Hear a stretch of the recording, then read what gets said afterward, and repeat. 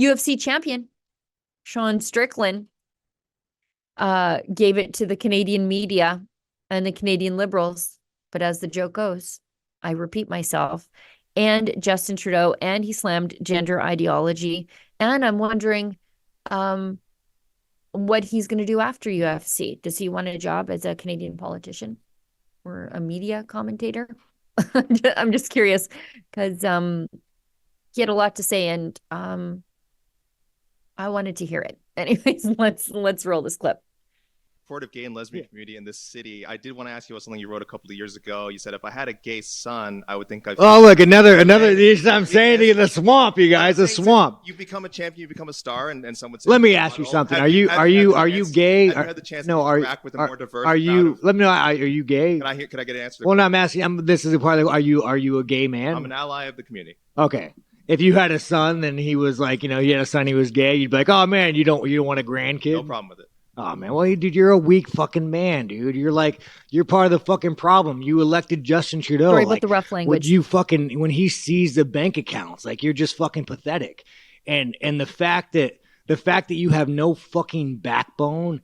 And has he shut down your fucking country and seized bank accounts? You ask me some stupid shit like that, go fuck yourself. Move the fuck on, man. That doesn't really answer the question, but I did want to ask also things you said about the trans community. You said this past October when they announced the Bud Light sponsorship that you'd go so hard on Bud Light in your next fight, they'll have to accept me or denounce me when they know what and will know what they stand for. This guy's like, hey, this Canadian's not that Canadian. Are you still going to use your fight time to kind of speak on that? Here's the thing about Bud Light.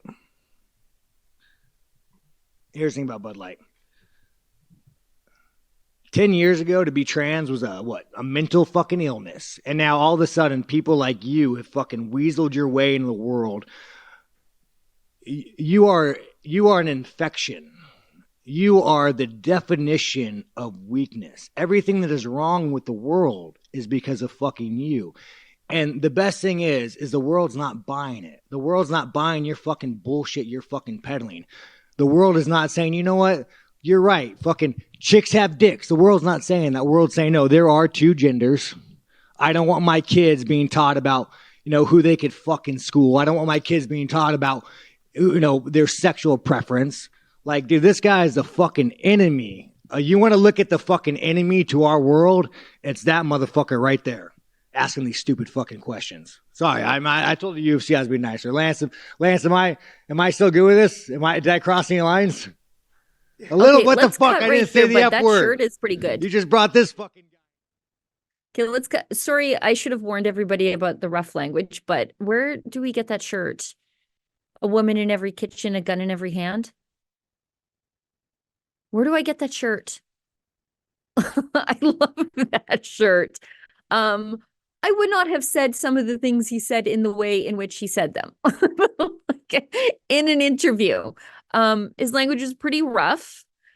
I wouldn't necessarily call a person an infection, although I would say that there's definitely a mind virus polluting the young people, and that mind virus is called gender ideology.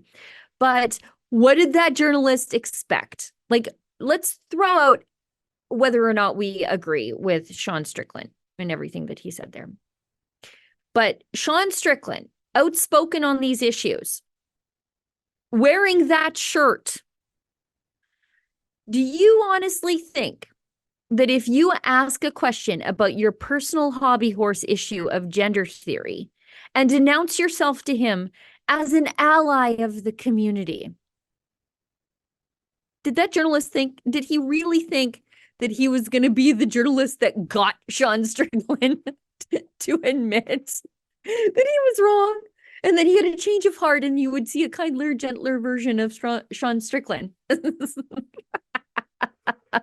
that what he thought? I have no idea, but it just furthers my theory about the absolute narcissism of these people, that they can force you to adopt their worldview, that they can force you to use their language, that they can force you to play along with their delusions, that men can just, through the magic of surgery and hormones, become a woman, that people who have never been a woman could tell you, I feel in my heart that I am a woman, even though they have no idea what women feel in their hearts. The absolute narcissism that they think they can bend nature, science, biology, and you to their worldview simply by announcing that they are an ally. It's so comical. It reminds me of the journalist who asked that question to Pierre Poilievre while Pierre Poilievre was just munching that apple. And then that journalist got his ass handed to him on an international scale. These journalists refuse to learn. Like this one, same thing happened to him. And it's just, I just love seeing a journalist, especially a bad journalist like that, just get put right into their place. We saw that also with the CNN reporter. I mean, it happens in a multitude of ways. And we're seeing it more often. And maybe they'll stop. But I don't think so. Because they are narcissists and they think, I'm going to be the one. I'm going to be the one to teach this racist, homophobe, fascist. I'll be the one who asks them that pointed question that changes them deep inside their soul. I think we're going to see a lot more axe murderings of journalists, metaphorically speaking, before this is all over. Do we have any... I'll be making this documentary in partnership with our head of documentaries, Kian Simone. Our last project was the hit documentary Church Under Fire, Canada's War on Christianity, where we told the stories of pastors who stood up to government lockdowns during the pandemic overreaction. You trusted and supported us to get that story right. We'll get this one right too. And just like with that documentary project, we wanted to show you we appreciate your contributions by giving you perks back in return. On our website, madedocumentary.com, you can choose a perk and a contribution level that's right for you. Canada's future should be shaped by informed, compassionate, and ethical choices, where disabilities and depression are not death sentences. By embarking on this war on the vulnerable, Canada is on a collision course with the rock bottom of a very slippery slope, one progressives told us didn't exist. It's a crash landing other countries don't need to have. Our documentary can serve as a warning for other places considering these same decisions. Help us tell the stories these new eugenicists don't want told. A society can be judged by how it treats the least of its brothers. Go to madedocumentary.com and get involved today. Thank you. We're going to make the responsible decisions as we move forward, as we always do.